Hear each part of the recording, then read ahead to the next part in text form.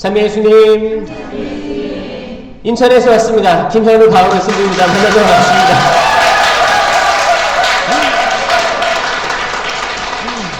네.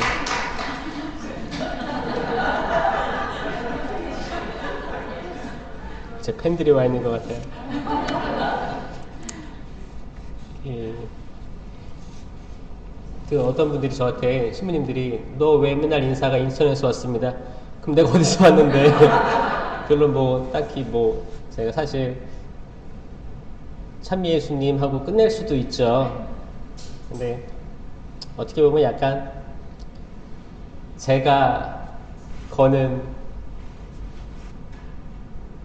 마법은 아니지만 그래도 같이 좀 하느님 말씀을 듣는 데 있어서 마음의 준비도 되고 기쁘게 들어보자, 뭔가 활력 있게 들어보자 라는 제 나름대로의 그냥 신호예요. 근데 이게 한 번 했는데 두 번 하게 되고 세 번 하게 되니까 사람들이 익숙해져 가지고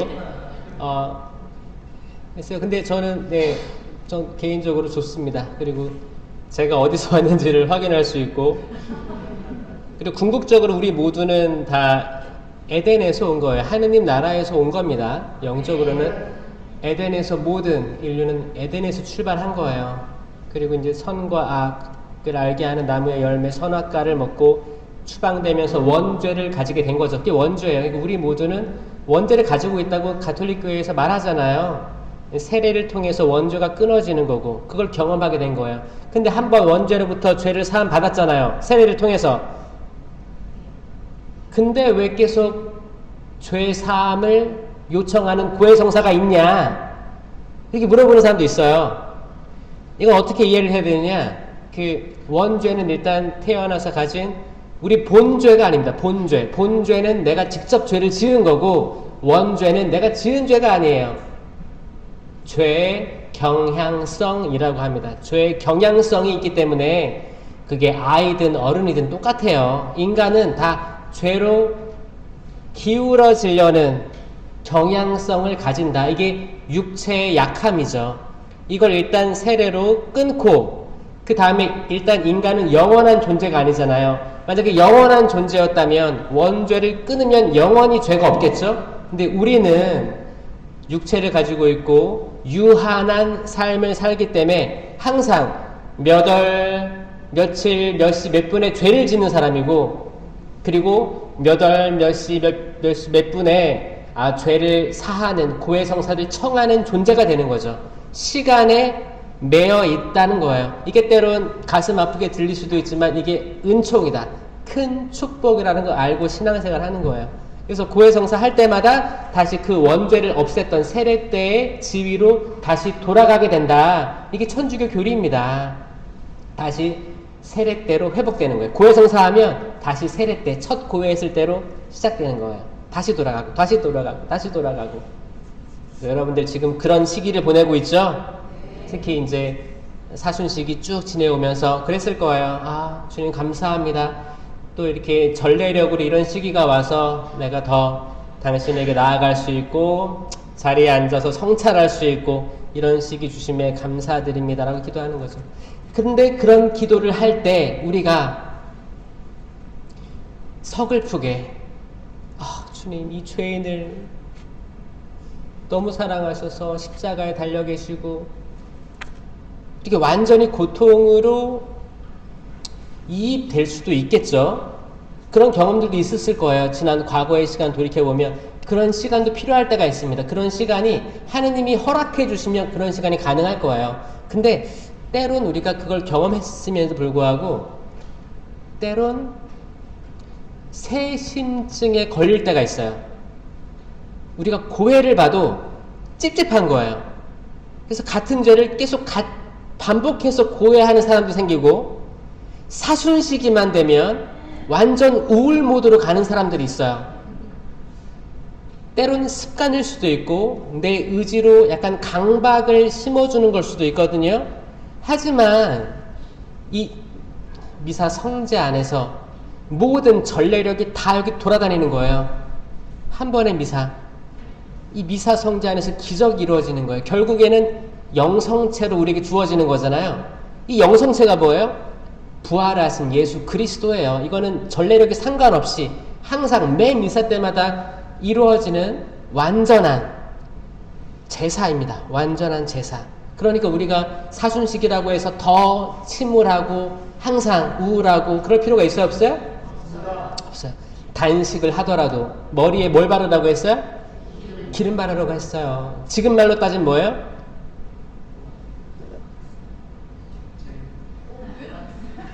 왁스? 스프레이? 지금 기름 바르는 사람 없잖아요. 기름 뭐가 있을까? 기름도 있긴 있죠. 헤어 뭐 오일 같은 거 있죠. 하여튼 그런 거예요. 하여튼 뭐예요? 내가 지금 침울하고 기도 중임을 남에게 보이지 말라는 거예요.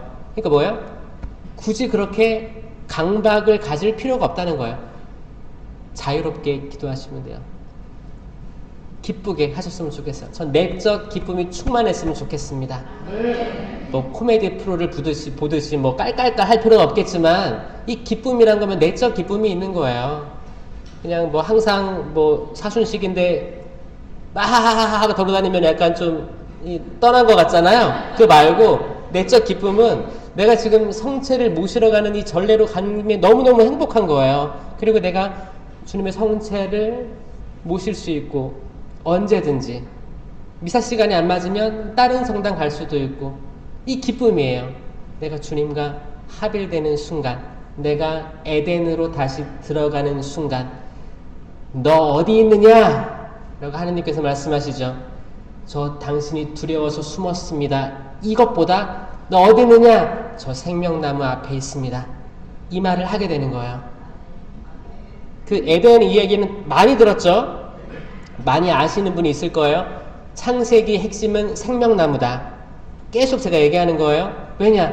선악과만 알고 창세기를 끝내는 사람들이 많습니다. 그래서 그런 거예요. 그게 아니다. 생명나무다. 이 생명나무는 지금의 십자가고 성당 올 때 생명나무로 간다. 에덴으로 돌아간다. 딱 보기에 고통스러워 보이잖아요. 고통스러워 보이지만 이게 끝이 아니다. 모세가 구리뱀을 들어 올렸잖아요. 그런 것과 같이 사람의 아들도 들어 올려줘야 된다. 이게 정확히 십자가를 표현하는 거거든요. 구리뱀은 그 당시 살아있는 불뱀은 날 죽였지만 구리뱀은 생명이 없다. 이 뱀은 나를 어떻게 할 수 없다. 구리뱀은 날 죽일 수 없다. 이 뱀의 생명이 없음을 믿을 때 나는 살아나는 거예요. 마찬가지로 십자가, 사람들이 딱 봤을 때 고통스러워, 형벌이야. 이 십자가가 생명나무 열매, 예수 그리스도가 그 나무에 매달리면 이건 죽음의 형벌이 아니고 살아있는 부활의 표징이 된다. 생명의 표징이 된다. 더 이상 이 십자가는 죽음의 표징이 아닙니다. 예수님 너무 고통스러울 것 같아요. 천만에요. 그건 과거의 일입니다. 과거. 지금은 부활의 시대를 살고 있는 거예요. 부활의 시대. 그런데 이제 천주교에 처음 왔거나 사실 믿음에 완전히 일치되지 않은 그 많은 양들이 있잖아요. 일반 분들 또 전례력을 계속 반복해서 알려주지 않으면 헷갈리는 사람들이 있어요. 사실 세상 일이 바쁘다 보니까 신앙에 대해서 잘 모르는 사람들이 있습니다. 그런 분들을 위해서 전례력이라는 게 존재하는 거예요. 같은 때가 되면 머리에 재를 바르고 같은 시기가 되면 사순시기, 부활시기 그때 그랬대더라. 전례력으로 계속 상기시켜주는 거죠. 왜냐? 인간은 어리석습니다. 인간은 까먹어요. 운전하다가 가는 길에 너무 급한 거야. 화장실이 있으면 좋겠습니다. 딱 나타났어. 세우고 화장실 들어갔어. 너무 간절했는데 나올 때는 어때요? 물도 안 내리고 나오는 게 인간이에요.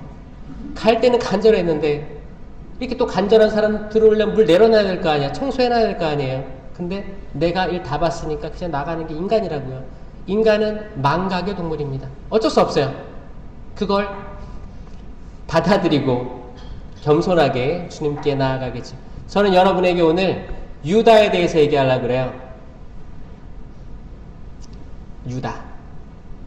굉장히 유명하죠?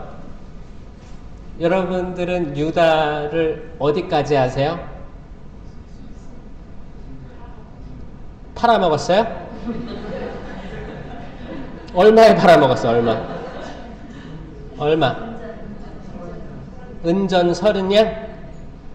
은전 30냥? 은전 30냥이 팔아먹었습니다. 맞아요. 정확히 아시네요. 은전 30냥.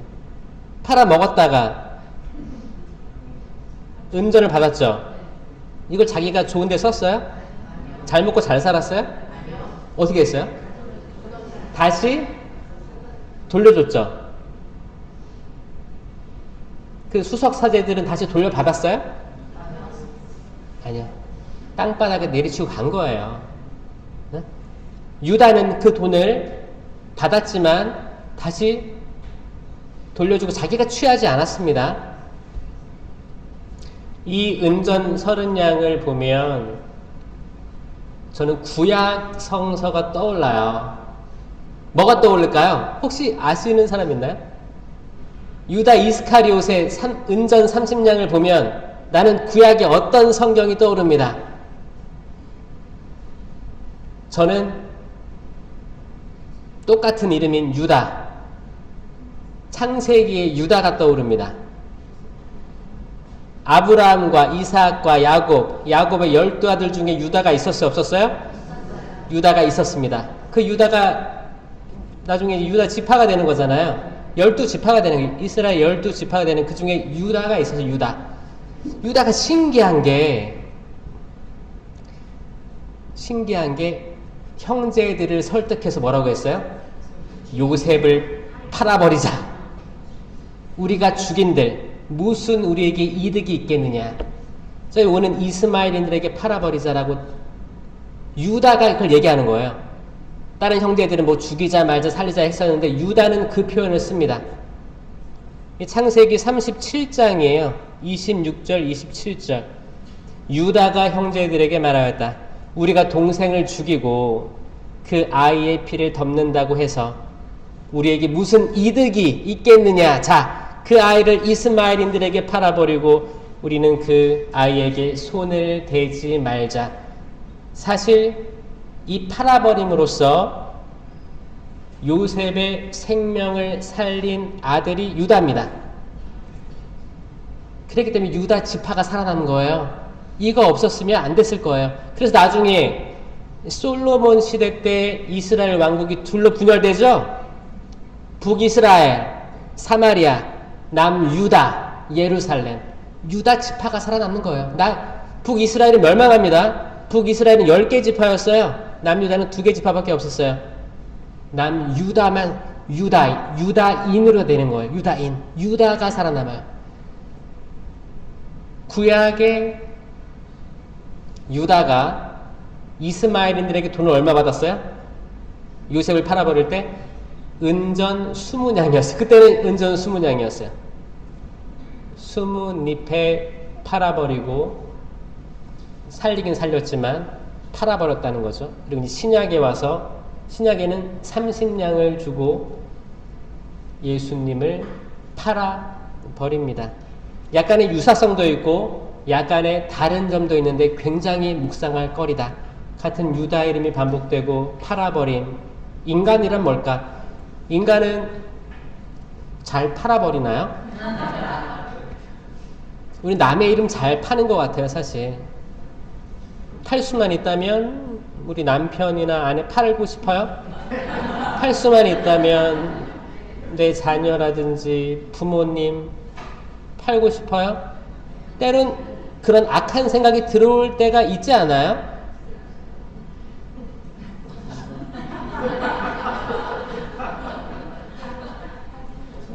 근데 팔린 사람은 이 사실을 몰라. 나만 알고 있다면, 나만 어떻게 이렇게 해가지고 나에게 이득을 받고 뭐 한다면, 글쎄요.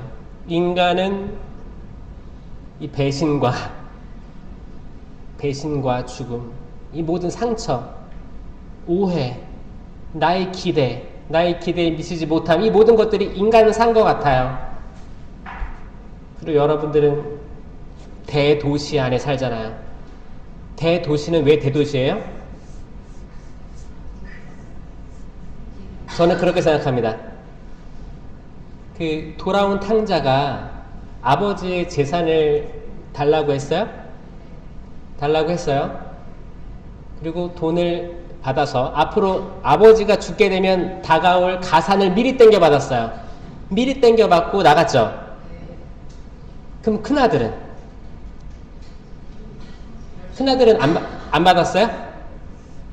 우리가 빠뜨리는 게 있는데 뭐냐면 아버지는 작은 아들한테 가산을 줄 때 큰아들에게도 줬어요. 성경에 뭐라 나오냐면 아버지는 아들들에게 주었다라고 나와있어요. 아들들. 큰아들 받았어요. 받았는데 아버지 곁에 있던 거고 작은 아들은 그 돈을 들고 나갔습니다. 나가서 어디 갔어요? 도시로 갔어요. 도시. 대도시로 갔어요. 대도시. 대도시에는 사실 지방에서 돈을 가지고 성공하겠다는 뭐 야망을 가지고 올 수도 있고 대도시에서 태어난 사람이 있을 수도 있고 하지만 전 세계 모든 것을 통틀어 봤을 때 역사를 통틀어 봤을 때 약간 기회의 장소라는 건 공통된 현상입니다. 그렇기 때문에 거기에 사기꾼이 많을까요? 시골에 사기꾼이 많을까요? 전 잠깐 생각해도 알아요. 내가 사기꾼이라면 대도시로 오겠어요. 더 기회가 있을 거 아니에요. 내가 사기 쳐먹을 기회가. 저 호주에서 10년 살았거든요. 거기서 얘기 들어보면 저는 이제 호주 사람들을 사목했는데, 이제 호주도 이제 시드니니까 대도시죠. 대도시입니다. 거기 3대 미항이에요. 브라질하고, 거기 이탈리아하고 호주 시드니 3대 미항입니다. 그러니까 얼마나 투자자도 많겠어요. 그리고 이제 뭐, 한국에서 중산층 이상 분들이 많이 투자 이민도 오고, 그럴 때 이제 공동체가 이제 한인들만 모아들이는 공동체가 있는데 그 대부분이 종교 단체들이 많습니다.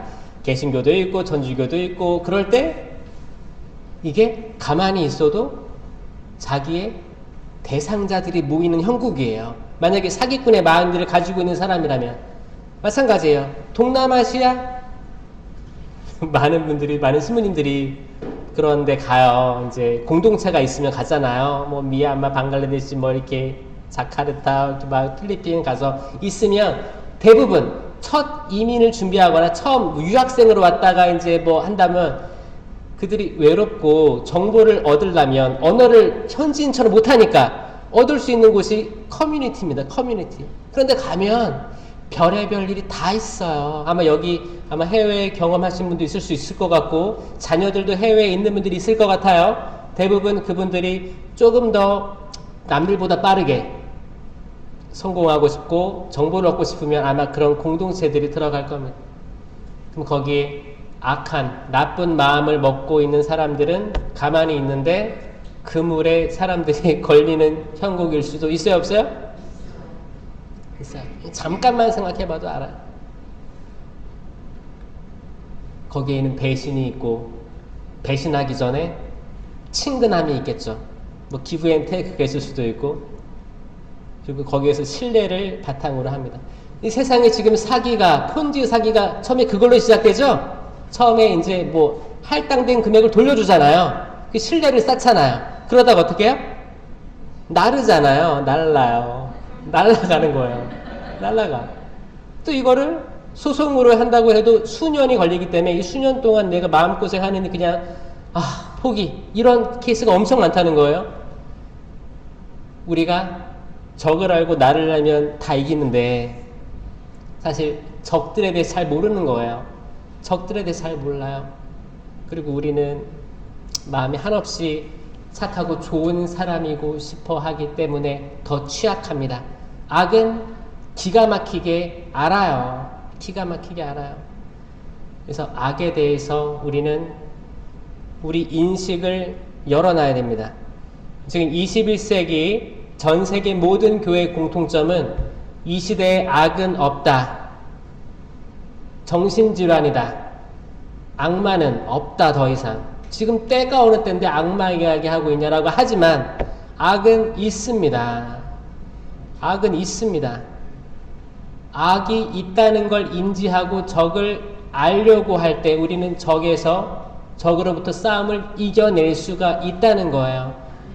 악이 있는 거를 부정하고 계속 없다고 하는데 어떻게 싸워서 이기겠습니까? 허공에 대고 주먹질 하는 거지. 악을 봐야 될 거 아니야. 악을 보고 너가 이쪽에서 오겠구나. 이게 문들이 많으면 너는 이쪽에서 올 거야. 왜냐? 내가 취약한 부분이 이쪽이기 때문에. 그럼 나는 거기서 보초를 쓸 수 있어요. 나는 기다릴 수 있어요. 승리할 수 있어요. 이게 악에 대한 인식이에요. 이게 가톨릭 교회 교리서도 나오고 우리가 항상 이 성당 들어올 때 성수 찍고 기도하죠? 주님, 이 성수로 제 죄를 씻어주시고 마귀를 몰아내시며, 자, 우리 구마하고 들어오는 겁니다. 항상 어떤 성당이든 성수 예식이 있어요. 마귀에 대해서 인식하고 있습니다. 근데 여기 인식을 안 하면 에이, 마귀가 어딨어.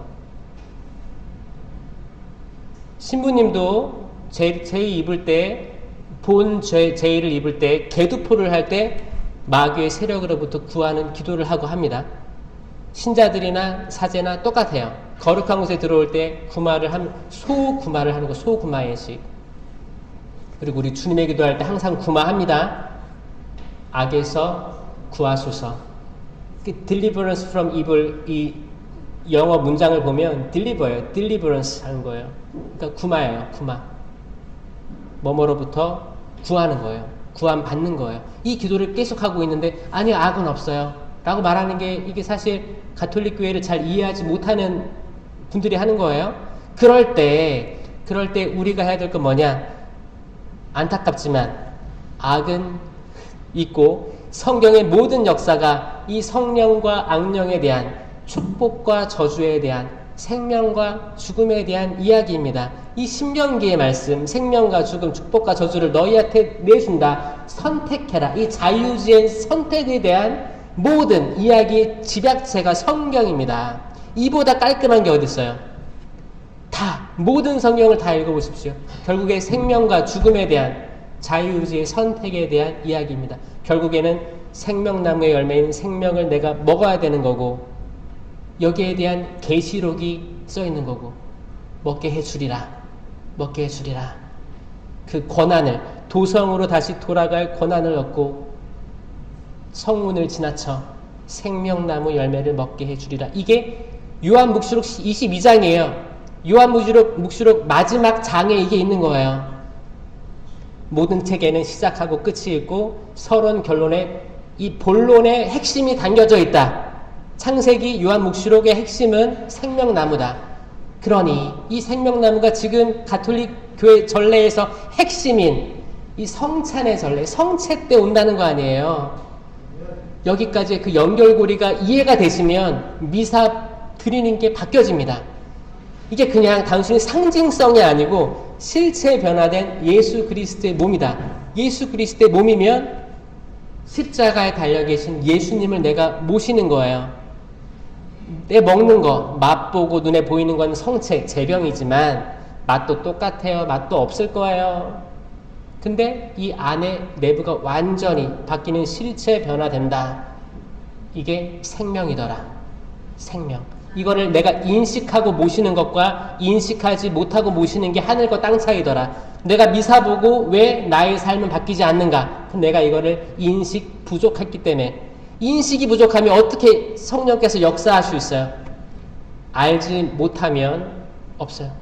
가지지 못한 이는 가진 것마저 빼앗깁니다. 내가 알고 있어야, 알미 있어야, 신앙이 있어야, 성체 신심이 있어야 나는 더 얻을 거예요. 이건 세상 이치와도 똑같습니다. 돈을 버는 시대라고 하죠. 특히 불경기에는 이율이 높기 때문에 통장 계좌가 이자를 더 많이 불어다 주죠. 사업체가 어떤 얘기 들었는데, 그 아시는 분이 이제 무인 어떤 점포를 운영했어요. 카페인가 뭐 하여튼. 근데 그게 하나 가지고 있는 거하고 10개, 20개 가지고 있는 거 차원이 틀리잖아요.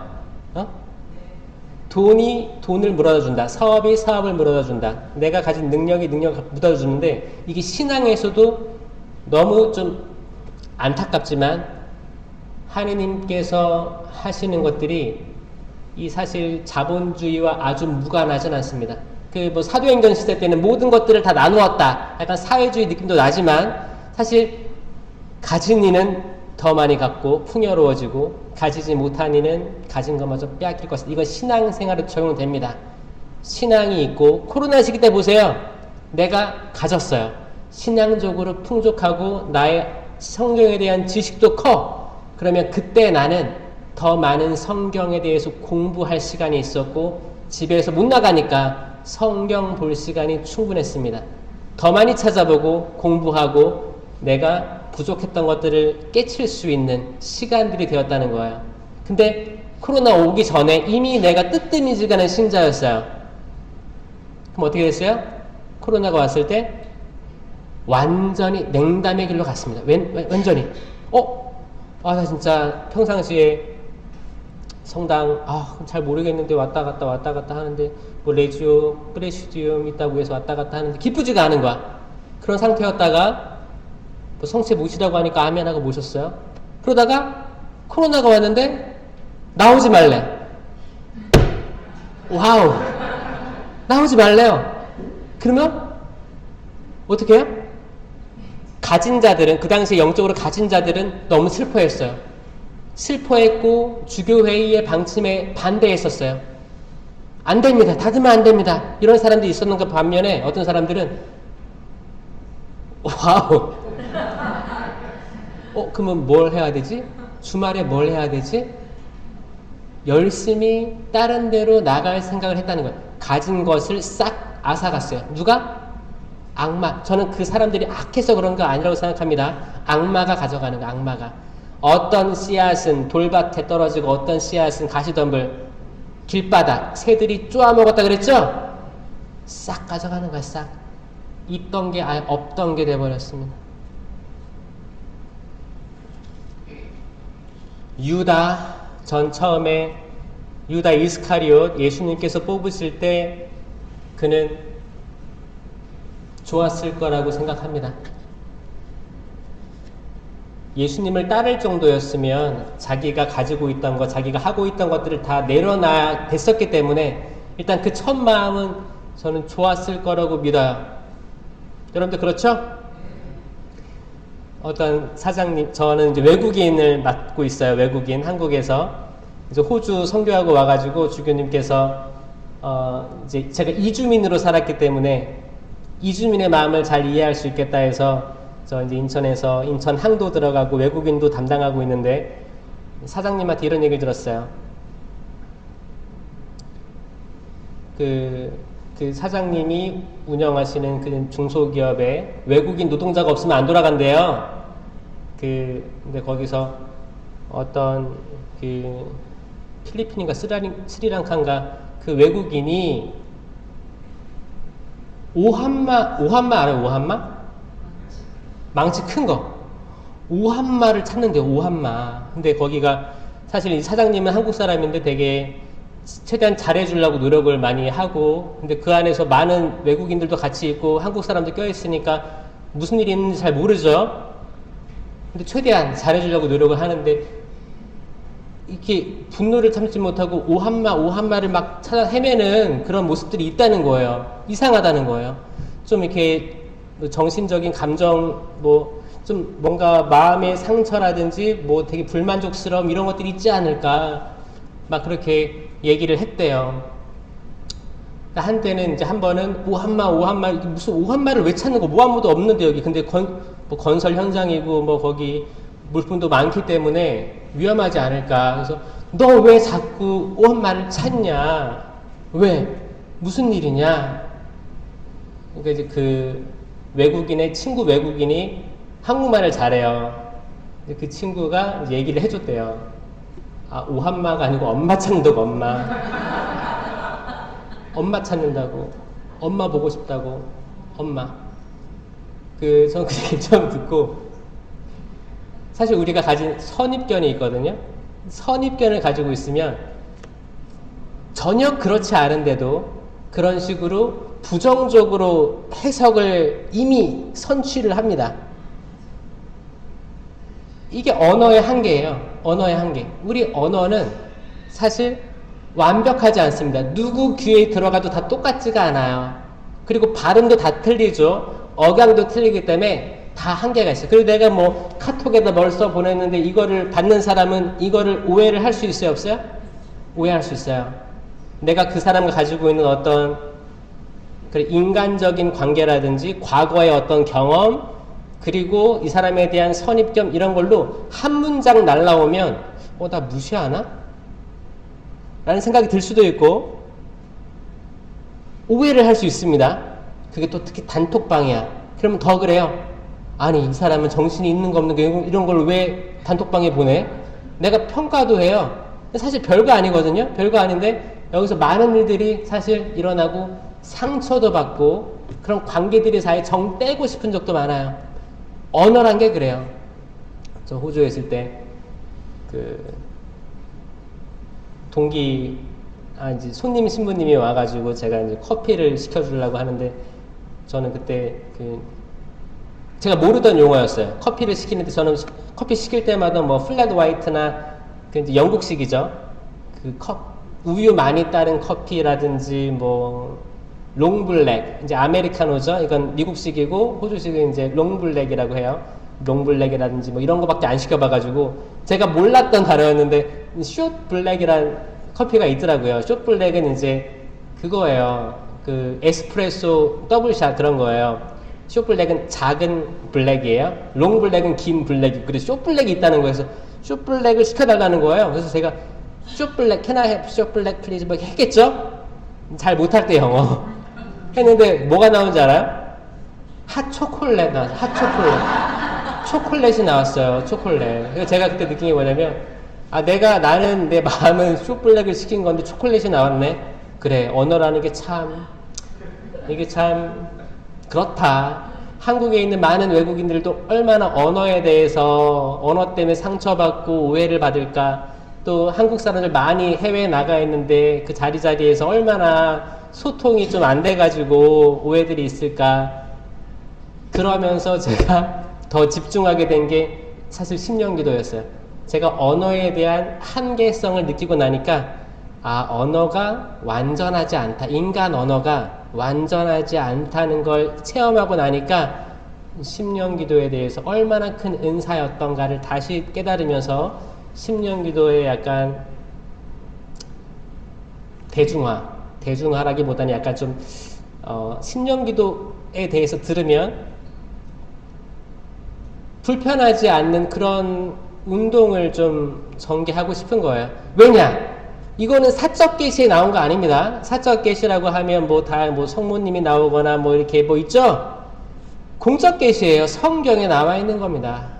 고린도전서 12장 14절 나오는 거예요. 성령의 공동체 유익을 위한 9가지 은사에 분명히 나오고 있고 바오로 사도도 많은 사람이 될 수 있는 많은 사람이 받길 청했고요. 그렇죠? 이건 천주교는 계시 종교입니다.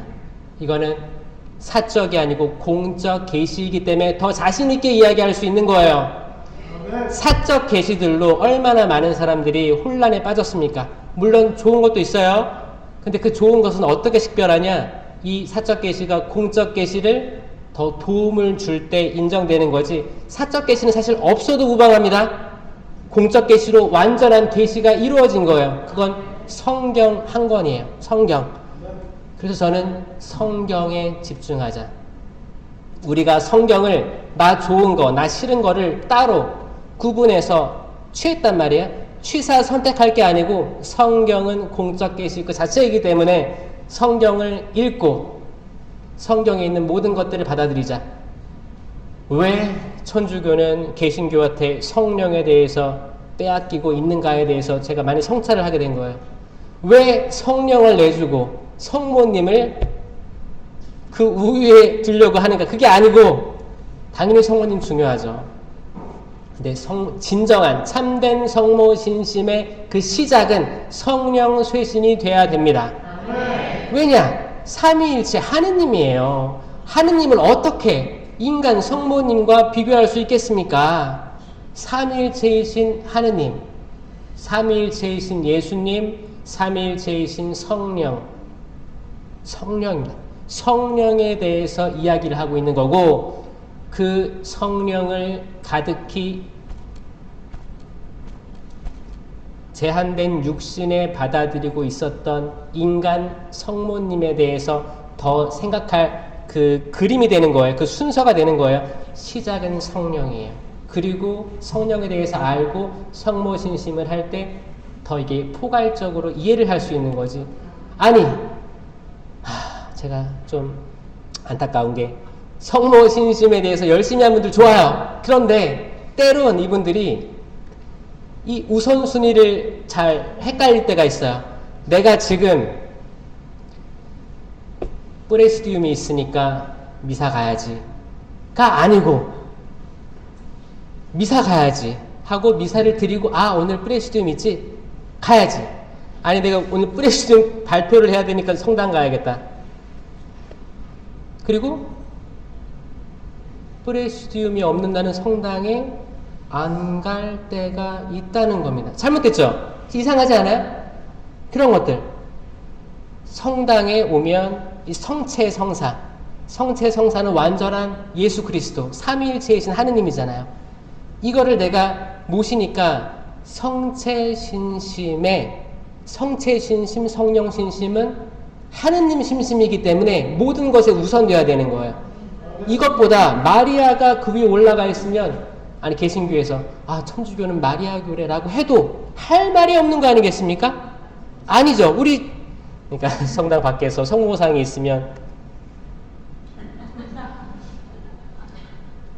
그리고 들어와서 이렇게 모든 감실에 그렇게 똑같이 더한 공경을 표현하면 좋을 텐데 잘 모르겠어요. 그 심리를 잘 모르겠어요. 사람들이 밖에 왔다 갔다 하니까 더 깊은 절을 하는지 모르겠지만 그런 분들이 있다 하더라고요. 그리고 성모상 앞에서 밖에서 기도하기를 좋아하는 분들. 자, 그 세리와 바리사이 기도 아시죠? 바리사이는 모퉁이에서 기도했다고 하고, 세리는 하늘도 쳐다볼 수 없을 정도로 괴로워하면서 주님, 이 죄인 기억해달라고 기도한 거잖아요. 그래서 저는 성모님한테 하는 그런 공경, 사실 진짜 성모님도 아니잖아요. 밖에 있는 성모님. 그렇잖아요. 근데 나는 왜 그럴까? 목념을 하면 되는 거예요. 충분해요. 충분합니다. 실제로 천주교에 존재하는 우리가 공경, 완전한 흠숭을 드려야 될 곳은 어디 있어요? 감실이에요. 감실. 실체 변화된 예수 그리스도가 성합에 보존돼서 감실에 계신 거예요. 저는 이 감실에 성모님이 보여요. 자, 삼위일체이신 예수 그리스도를 10달 동안 배 안에 안고 계신 성모님을 묵상하면 그 태가 천국이에요. 천국. 하느님의 통치가 이루어지는 곳이 하늘나라예요. 천국이고 낙원이고 다 같은 말이에요. 하느님의 통치가 이루어지는 곳, 하느님과 함께 계신 곳. 사실 창세기에서 에녹이라는 사람이 하늘나라 갔다고 했잖아요. 그는 하느님과 함께 살았다. 함께 지낸 거예요. 이미 그는 지상에서도 천국을 체험한 사람이에요. 이미 있던 거예요. 자, 하느님과 함께 계시면, 성령과 함께 계시면, 예수님과 함께 있으면 이미 천국 낙원은 마리아의 태부터 시작된 거예요. 그러니까 이 태가 원죄 없이 잉태되신 거죠. 그러니까 성령에 대해서 잘 알고 있으면 성체신심으로 따라갈 수 있고, 당연히 성모님에 대한 4대 교리도 이해할 수 있어요. 그냥 외워서 이해하는 게 아니고 당연히 도출될 수밖에 없는 거예요. 저는 이 감실을 보면 구약시대 때 있었던 계약의 궤가 떠오르고, 모세 하느님의 10계명 10개를 받은 2개의 돌판 있죠? 그 돌판이 초콜릿 2개예요? 무거운 돌판 2개예요. 그 무거운 돌판 2개를 나르려면 컸겠죠? 어떤 이렇게 상자 같은 방백나무, 향백나무 엮은 무거운 거, 거기에 사람들이 들고 나를 수 있게 이제 손잡이도 있고 케루빔과 세라핌이 이렇게 거기 계약의 길을 감싸고 있었어요. 이 계약의 길을 들고 다닐 때 그걸 성전이라고 했습니다. 거룩한 전쟁. 개학의 괴가 앞장서고 그 전쟁은 다 이겼어요. 거기서 이스라엘 백성들이 죄를 지었을 때 때론 개학의 괴가 침탈당하기도 했습니다. 침탈돼서 갔으면 그 나라는 멸망했어요. 왜냐? 하느님의 개학의 괴를 가질만 하지 않는 민족들이 가지고 있었으면 다 멸망했습니다. 이상하게 자연재해라든지 전염병이라든지 있었어요.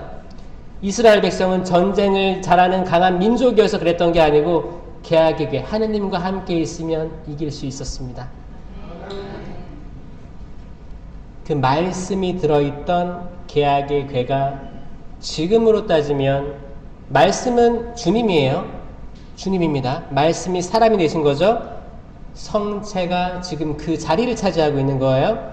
개학의 괴가 보이십니까? 네? 보이세요? 그리고 성모님도 보이십니까? 성모님의 태 같지 않아요? 그리고 이제 성당의 신자들이 아플 때라든지 병자성사, 노자성사 꺼낼 때 이제 감시를 열어서 모시고 가는 거죠. 성모님께서 시간이 너무 빨리 가는데 성모님의 사대교리는 하느님의 어머니, 그리고 하느님의 어머니는 당연히 삼위일체 교리로 파생된 거예요. 그러니까 예수님의 어머니는 하느님의 어머니고 성령의 어머니가 되는 거예요. 당연한 거예요. 별 이상하게 더 공부하려고 할 필요도 없어요. 그냥 삼위일체로 도출된 교리. 두 번째, 원죄 없이 잉태되신 동정 마리아. 성모님은 예수님을 담을 그릇이셨다. 그릇입니다. 그 그릇을, 예수님이 담길 그릇을 그냥 만들지 않으셨다. 우리도 손님들 오면 손님에 맞게 또 이렇게 이런 호스트니까 좋은 그릇에 담아내겠죠. 어울리는 그릇에. 꽁치 한 마리를 내오는데 좀 길다란 접시에 내오겠죠. 뭐 동그란 라면 그릇에 나오겠어요?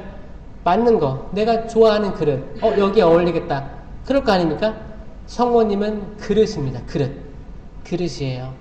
그릇. 거기에 예수님께서 담기시는 거예요. 그 그릇은 죄로부터 특별한 보호를 받았다. 아멘. 이게 원죄 없이 잉태되신 동정 성모 마리아입니다. 그리고 마리아는 평생 동정이셨다. 왜냐? 마리아는 이미 영원한 하느님을 내 안에 경험한 사람이에요. 유일하게 영원하신 하느님이 내 태 안에 계셨어요. 마리아는 영원을 체험했기 때문에 그러니까 유한한데 영원을 체험한 거예요. 그러니까 우리 인간보다 조금 굉장히 특별한 은총을 경험한 사람인 거예요. 그 자체로 평생 동정하게 된 거예요. 자, 유한이 하위 개념이 상위 개념을 경험하면 상위 개념이 되는 겁니다. 자, 이게 된 거예요. 영원히 동정, 하느님과 함께 계신 거예요. 그리고 이제 그분이 하늘나라 오르셨다. 성모 승천이잖아요. 예수님과 함께 계셨던 그분은 예수님과 함께 계실 수밖에 없어요. 그 교리예요. 아들과 어머니는 함께 있어야만 합니다. 이게 마리아에 대한 사대 교리예요. 이거를 성령에 대한 인식 없이는 완전히 이해할 수도 없고 이해하려고 시도도 안 할 겁니다.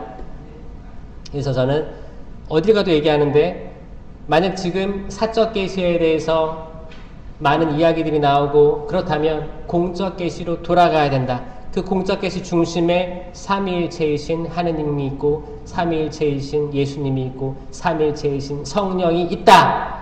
여기에서 누가 반론을 제기할 겁니까? 없잖아요. 있어요?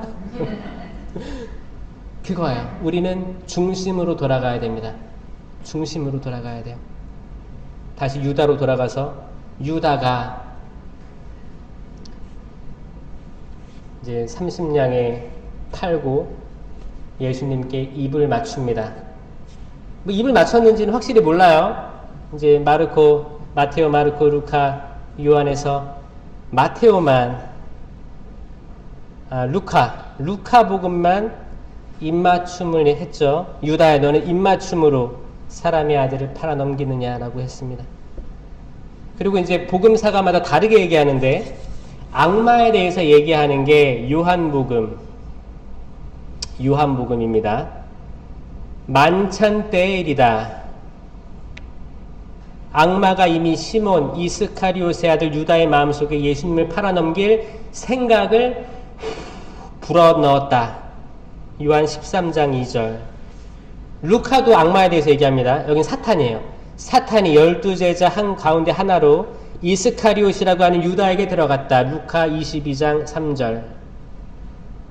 그러니까 마테오, 마르코는 악마에 대해서 얘기하지 않습니다. 근데 루카하고 요한은 악마, 사탄에 대해서 이야기하고 있고, 이 유다가 악마, 사탄에 의해서 예수님을 팔아 넘겼다고 증언하고 있습니다.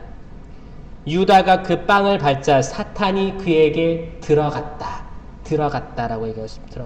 들어갔다라는 표현은 두 번 다 똑같아요. 루카나 요한 똑같습니다. 부마라고 부마. 완전히 들어갔어요.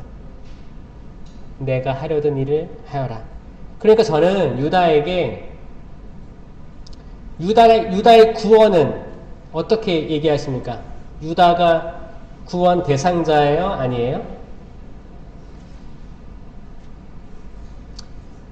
유다는 영원한 지옥에 있을까요? 유다는 절대 뉘우치지 않았을까요? 뉘우쳤어요? 다행이에요. 아시네요. 어떤 분들은 유다가 평생 뉘우치지 않고 그냥 죽었다고 얘기하더라고요. 아니고 유다는 뉘우쳤습니다. 잘 보세요.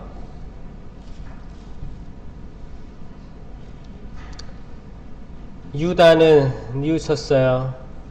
이게 마태오복음 27장 34절인가요?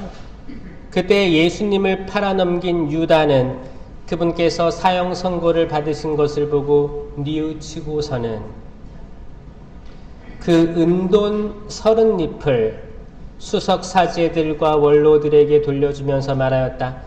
죄 없는 분을 팔아넘겨 죽게 만들었으니 나는 죄를 지었소. 자, 저는 이거를 근거로 유다가 완전한 지옥이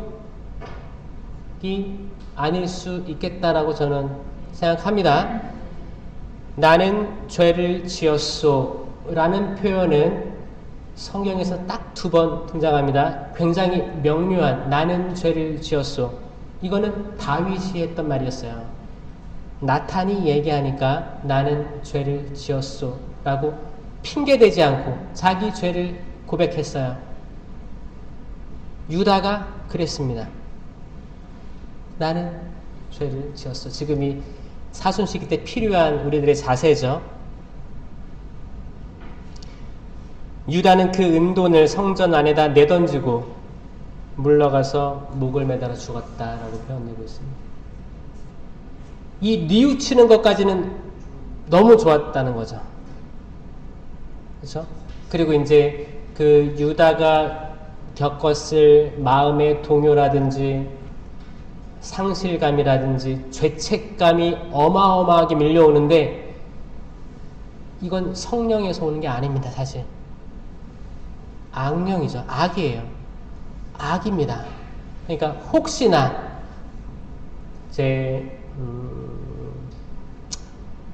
저기 면담을 청하는 많은 분들도 있고 그런데 특히 이런 쪽에서 많이 그런 사람들이 있어요.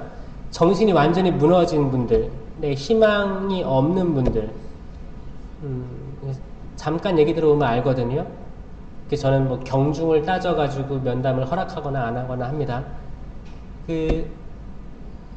완전히 무너진 분들 자세히 보면 약에도 의지하고 있고 뭐 그런 분들도 있고, 근데 그걸 다 되짚어 돌아가면 회복할 마음의 의지 자체가 상실된 분들이 있어요. 그러니까 어떤 분들은 어려운 상황이지, 분명히 어려운 상황이지만 내가 이 상황 바뀔 수 있어 라는 마음가짐이 있는 사람들도 있어요. 그건 회복될 수 있는 의지를 가진 사람들이거든요. 이 사람은 오케이예요. 너무 좋은 거예요. 근데 위험성을 느끼는 사람들은 앞으로도 이 삶이 나아지지 않고 앞으로 회복될 기미가 안 보이고 나와 부모님 관계, 나의 배우자 관계, 부모님, 자녀와의 관계가 전혀 나아지지 않습니다. 물질적인 부분들도 전혀 나아질 것 같지 않습니다라고 본인이 믿고 있어. 이미 거기에 대한 믿음이 있는 거예요. 이걸 뭐라고 해요? 예전에는 나신교라고 해서 내가 나를 믿었다 그랬잖아요. 지금 뭐 나상교에 나 상황, 내 상황을 내가 믿고 있는 것. 이건 새로운 종교입니다. 지금 한국에 그 무신론자가 인구의 한 40%가 될 거예요. 30%? 그쵸, 뭐 지금 개신교가 25% 얘기하고 있는 것 같고 30% 떨어졌어요. 한 25 얘기하는 것 같고 천주교가 뭐 10%, 11% 얘기하고 있고 불교가 한 25, 30 되는 것 같고 나머지 다 무교예요. 그 중에서 종교가 있다고 하는 사람 중에서도 그 종교에 나가는, 실제로 나가는 퍼센테이지 따지면 인구의 반 이상은 무교라고, 종교 없음이라고 생각하는데 그 안에서도 내 상황을, 내 부정적인 상황을 믿고 있는 젊은이들이 엄청 많다. 이 상황은 나아지지 않을 거야 라고 못을 받고 회복되려고 하는 긍정적인 마음보다 난 더 추락할 거야, 안 될 거야, 앞으로 부모님 못 만날 거야, 내가 성공하지 못하면 부모님 나 버릴 거야, 나는 이거 회복할 수 없어, 그 사람은 나를 평생 용서하지 않을 거야, 나도 그 사람 용서하지 않을 거야. 이 부정의 이 영향 안에 있는 이들이 엄청 많다라는, 아마 여러분들의 가족에도 있을 것 같은 느낌이 있어요. 그게 악의 속삭임이라는 것을 제가 말씀드릴게요. 악마입니다. 그 아이가, 그 남편이, 그 아내가, 그 부모님이, 자녀가 악해서 그런 게 아니고 사람은 다 좋습니다. 하느님께서 아담과 하와를 창조하시고 보시니 어땠어요? 좋았어요. 하느님께서 우주, 빛이 있어라, 하늘과 땅 창조하시고 하늘과 바다 그리고 땅을 창조하셨죠. 그리고 해, 달, 별을 창조하시고 하늘의 새와 바다의 물고기, 땅 위의 짐승들까지 만들고 다 하느님 보시니까 좋았다. 사람 만드시니까 참 좋았다라고 해서 참 좋았어요. 사람이 참 좋았나 봐요. 당신의 모상대로 사람을 만드시고 사람이 얼마나 좋았으면 참 좋았다라고 표현합니다. 옛날에 초등학교 때 뭐 잘하면은 참 잘했어요 찍어주잖아요. 손바닥에 이렇게 참, 기분이 얼마나 좋아요. 참 좋았다, 참 좋은 우리들입니다. 여전히 여러분 다시 집에 가거나 회사에 가도 여전히 꼴도 보기 싫은 사람들이 있을 수도 있어요. 하지만 예수님께서는 그 사람을 위해서도 돌아가셨습니다. 근데 내가 뭐라고 그 사람을 위할 수 있겠습니까? 그래서 이렇게 듣고도 또 가서 또 싫어할 수도 있어요. 집에 들어가서 아들, 딸 보면 또 꼬라지 보면 또 그럴 수도 있고, 그냥 싫을 수 있어. 그런데 그것만 알아두세요. 사람은 보니 참 좋았다. 하느님의 피조물, 하느님의 모상. 내가 그 사람을 통해 하느님 볼 수 있는 가능성이 있는 거예요. 하느님의 닮은 어떤 것들이 있어요. 어떤 사람은 다혈질이고 어떤 사람은 뭐 소극적일 수도 있고 다양하지만 이 다양한 기질들이 결국엔 하느님의 기질인 거예요. 거기서 하나도 버릴 게 없다는 거예요. 여러분들이 싫어하는 성격이 뭐예요? 네? 싫어하는 성격이 있어요? 성격 유형? 네? 서울은 그런 거 안 해요? MBTI 그런 거 해요? 해요? 그래요? 지금 말하시면 인가요? 아니죠. 자, 저는 이거 믿진 않습니다. 뭐 혈액형, 뭐 성격형, 저는 안 믿어요. 네. 그게 뭐 약간 비슷할 수는 있겠지. 있는데 이건 변화 가능한 거고 다른 것들이에요. 근데 문제는 뭐냐? 이런 걸로 내가 남을 무시하는 정도에까지 이르면 그거는 하면 안 되는 거예요. 이게 학교에서 왕따로 이어진다는 거예요. 제가 그래서 반론 제기를 제가 하는 거죠. 아니, 어떤 부족은, 전 세계에 있는 어떤 부족은 다 O형이래요. O형. O형끼리밖에 없으면 O형밖에 안 나옵니다. 근데 거기에 다양한 성격들이 있다는 거예요. 이걸로 이미 끝난 거예요. 혈액형은 끝난 거예요. 한국 사람만 재미를 약간 찾는다고 해요.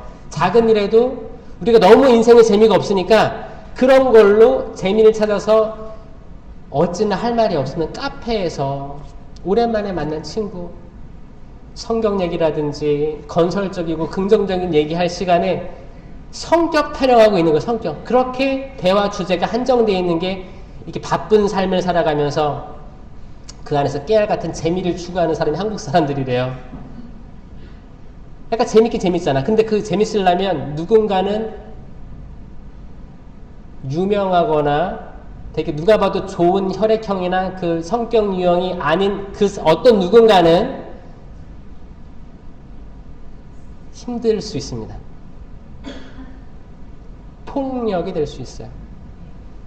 그게 아니고 모든 성격은 하느님의 복을 받았고 하느님의 이미지다. 이미지다. 우린 그걸 통해서 성장할 수 있고 그걸 통해서 하느님께 나아갈 수 있다는 겁니다. 맞습니까? 그러니까 모든 성격들을 사랑하세요. 누군가가 다혈질이라면 이 다혈질로 이룰 수 있는 것들에 대해서 기뻐하세요. 다혈질로 이룰 수 있는 게 많습니다. 소극적인 사람들이 있다면, 그리고 마음속에 많이 담아두는 사람들이 있다면 이걸 통해서 이룰 수 있는 하느님의 업적에 대해서 감사하셔야 되는 거예요. 신부님, 제 아이는 방에서 안 나와요. 방에서 안 나오는 그 기질을 통해서 하느님이 어떻게 역사하시는지를 보게 될 거예요. 이거 그냥 볼 때는 나랑 다르기 때문에 좀 이렇게 안 좋게 볼 수도 있잖아요. 근데 잘 모르겠어요. 인간은 정말 시야가 작아서 우리가 다 안다고 하지만 다 알지 못합니다. 지금 시대가 어떻게 흘러가서 어떻게 이렇게 사람들이, 이런 다양한 사람들이 있는지 모르겠어요. 하지만 그 안에서 다 하느님께서 이룩하실 업적들이 있다고 저는 믿어요. 확신합니다. 그 누구도 예외 없이 하느님의 그 이미지, 모상성을 발휘하지 않은 사람이 없다. 아멘. 여러분들이 가지고 있는 마음속에 고민들이 있을 거고, 내가 이 사람 상대방이 나랑 같지 않아서 속상하고 열불 터지는 것들이 있을 거예요. 그쵸? 그럴 수 있죠. 그럴 수 있지만 저는 이렇게 얘기하고 싶어요. 이 사람들 안에서 하나님 모상을 찾으면 일단 이 사람들을 인정하게 된다. 근데 문제는 뭐예요? 화가 나는 나예요. 유다는 화났을 거예요. 왠지 아세요?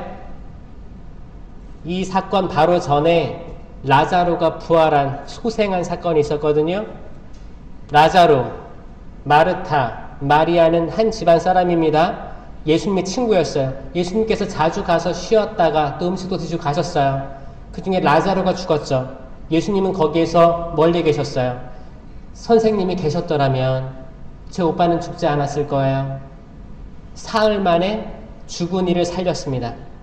사흘 만에 살린 건 처음이었어요.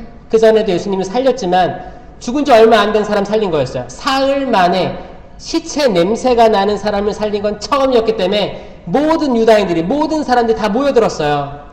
대박이다. 대박 났다. 소문에 소문을 타고 모여든 거예요. 거기가 뭐 택시가 있었어요. 뭐가 KTX가 있었어요. 다 걸어왔을 거 아니에요. 먼 지방에서 우르르 몰려오는 거예요. 그럼 사람들이 뭐 어디 가는 거예요? 못 들었어? 더 많은 군중이 몰려든 거예요. 한 곳으로 다 가는 거예요. 그게 예루살렘 입성, 그때 왜 사람들이 환호성을 올렸는지, 왜 호산나 호산나를 외쳤는지 그 장면을 연상하셔야 돼요. 왜 사람들이 약간 과잉돼서 날뛰었는가, 왜 환호했는가. 왜냐? 라자로를 살렸기 때문이에요. 라자로를 살렸기 때문에 이 가능했습니다. 라자로 살렸죠. 이제 마리아, 마르타는 기뻤습니다. 잔치를 열었어요. 예수님이 있었어요. 많은 사람들이 그 집에 있었어요. 집에 와서 라자로도 보고 죽은 라자로가 정말 살아있네. 우리랑 같이 음식을 먹네. 이 먹방이래. 제가 먹방이래. 이 먹는 장면도 보고 같이 기뻐하기 위해서 직접 온 거예요. 그때 마리아가 눈물을 흘리면서 나르드 향유를 한 병을 다 예수님 발에 붓습니다. 머리카락으로 닦아요. 이건 뭐예요? 감사의 표시죠. 우리 오빠 살려주시고, 다 이루 말할 수는 없지만 모든 사랑에 대한 감사를 한 것. 그때 유다 이스카리옷이 이렇게 얘기합니다. 저 비싼 나르드 향유를 바르다니, 저걸로 한 300데나리온치는 될 텐데, 300데나리온은 한 1년 품삯이에요. 한 데나리온이 하루니까 거의 1년치 되는 거죠. 지금으로 따지면 그 당시 최저임금 그렇게 해가지고 2천만 원대 됐을 거예요. 아니, 저거면 가난한 이들에게 나눠줬으면 충분했을 텐데, 가난한 이들에게 나눠주지 않고 왜 이 짓을 하고 있느냐, 그걸 한 거예요. 예수님 뭐라고 했어요?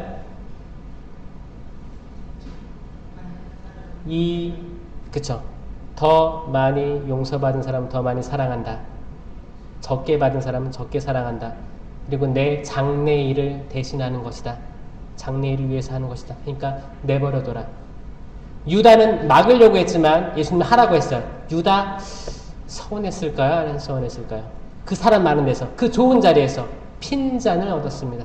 저는 여기서 그 생각을 했어요.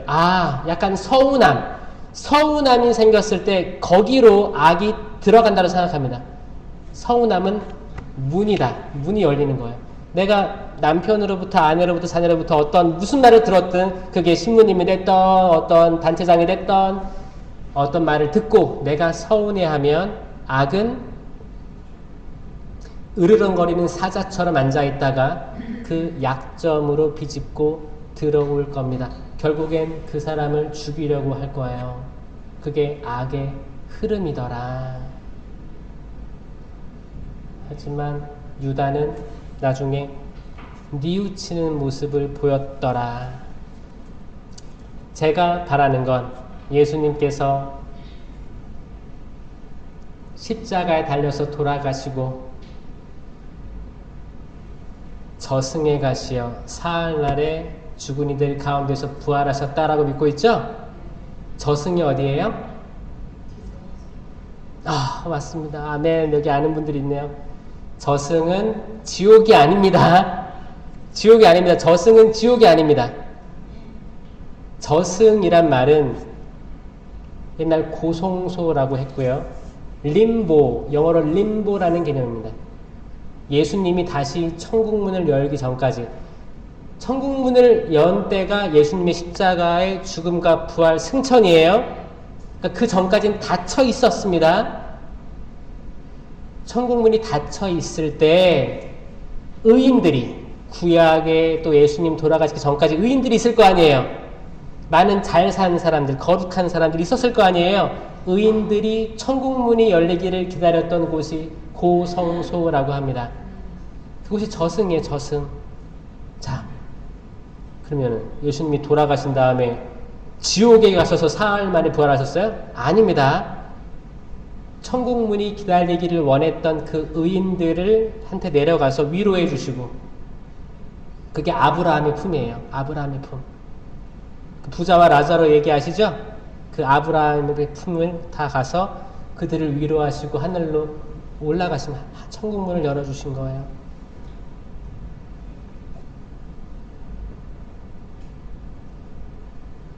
저는 유다가 거기에 있길 희망합니다. 저승에 있었길 희망합니다. 근데 몰라요. 모릅니다. 왜냐?